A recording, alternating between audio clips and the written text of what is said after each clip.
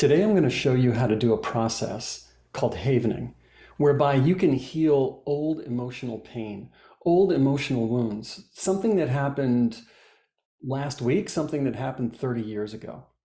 The first part of this process is teaching you how to use a pendulum.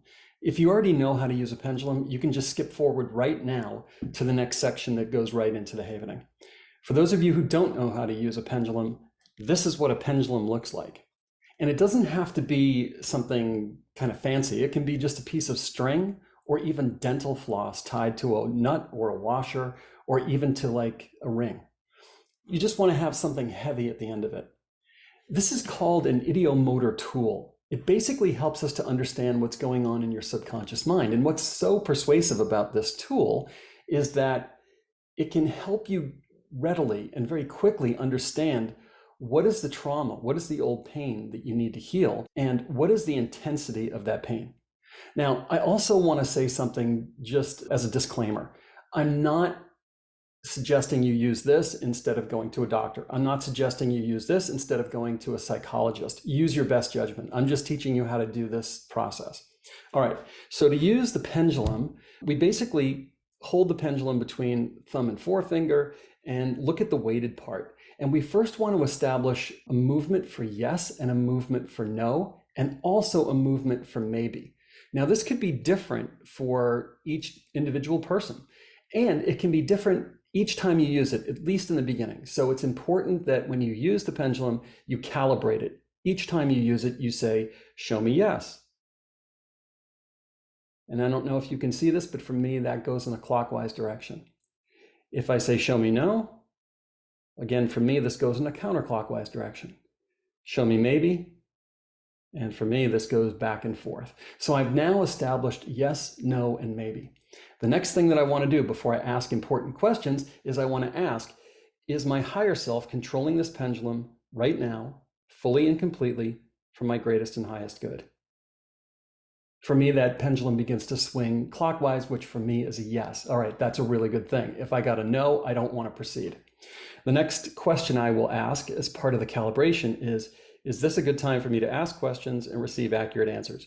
And you can see it start moving to the yes direction for me before I finish the sentence, because I already have the complete thought in my mind before the words come out. All right, so now I'm ready to ask questions. To do the havening, I'm going to have to pick some kind of an incident from my past that's painful. So I'm just going to pick an example of getting dumped by a girl when I was in my 20s, and it was super painful. So I'm just going to pick that one. And what I'm going to do is I'm first going to find a baseline. What is the baseline of pain that's associated with that memory? So if in my mind I ask the question, okay, blah, blah, blah, the girl's name, and the pain of her breaking up with me, is that pain a 7 or greater out of 10, the emotional impact? And I'm getting a yes. So I've already whittled it down to it's either a 7, 8, 9, or 10.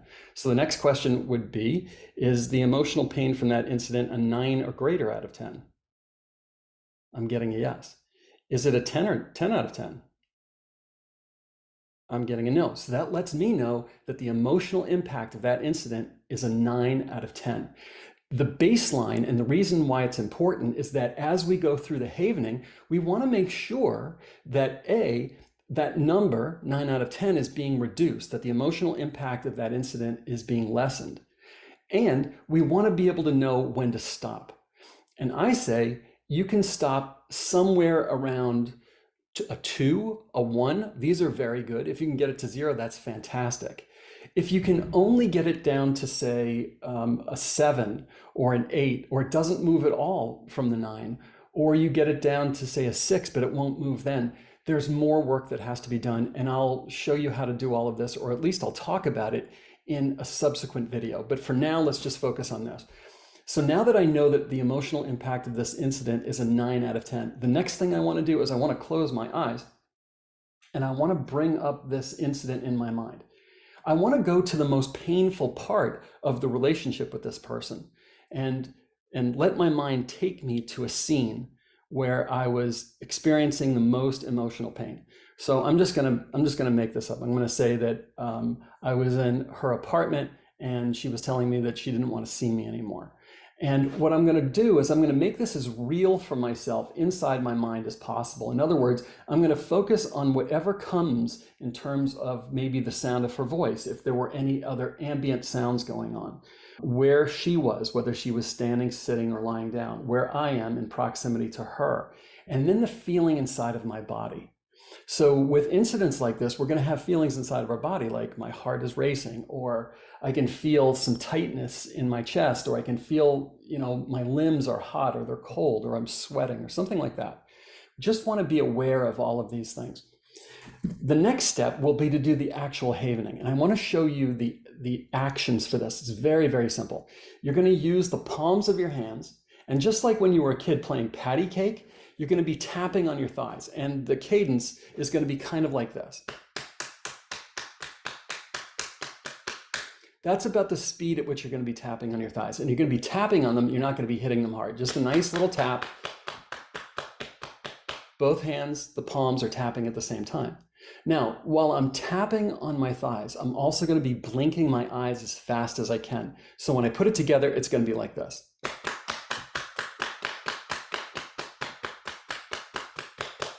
That's the action. Now, it feels a little strange, especially at first, to be blinking your eyes as fast as possible and tapping at the same time. But it's what we want, because this is how we're going to be sort of reprocessing that incident, repatterning your mind, and helping your mind to understand that is no longer a threat, to take that load off of your shoulders. All right, so I'm going to go back to that scene in my mind.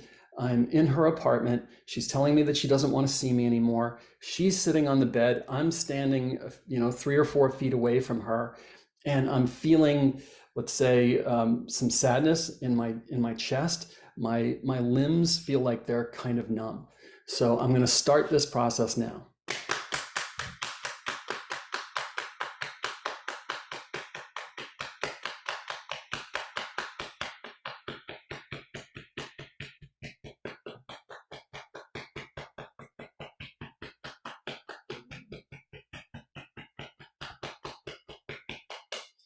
And I do that tapping and blinking for about 30 seconds. You don't have to be perfect. It can go a little bit longer. It can go 40, 45, 50 seconds, but around 30 seconds is what you're aiming for. After you've completed the tapping and the blinking, you want to take 3 deep breaths. So the first one, just take it in through the nose and out through the mouth.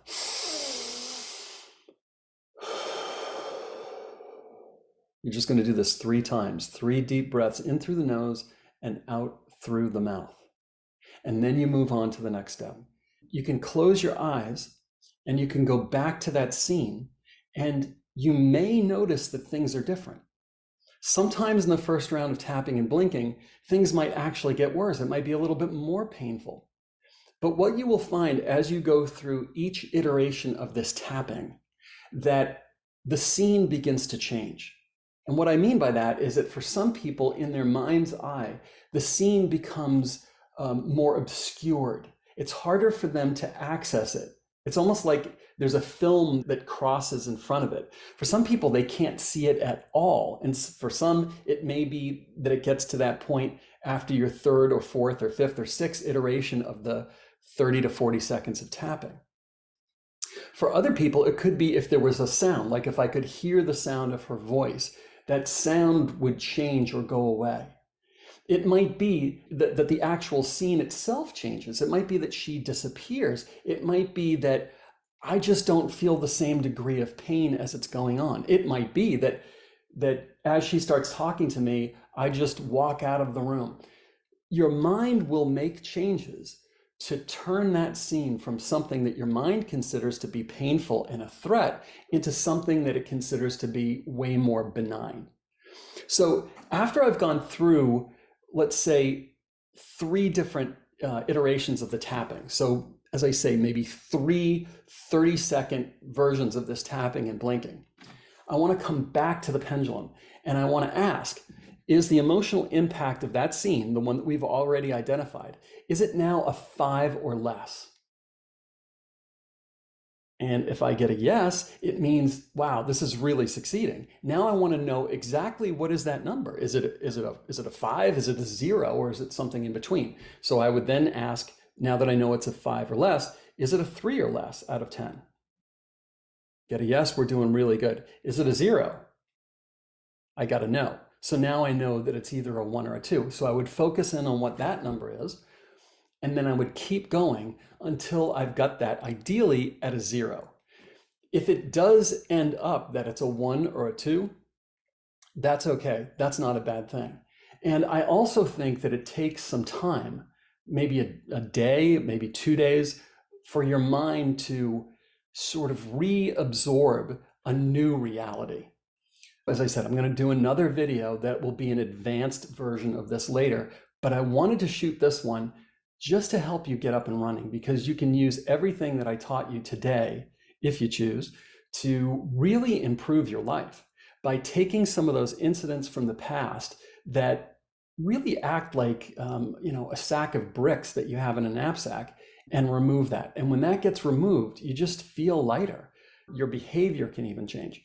So if you have any questions, feel free to put your questions in the comment section, share it with your friends, subscribe to my channel if you haven't. And if you want the more advanced version, because I'm sure you're going to have questions, please let me know that too, because I will definitely do that if that's something that you're interested in. All right, awesome. And good luck with all of this. Bye.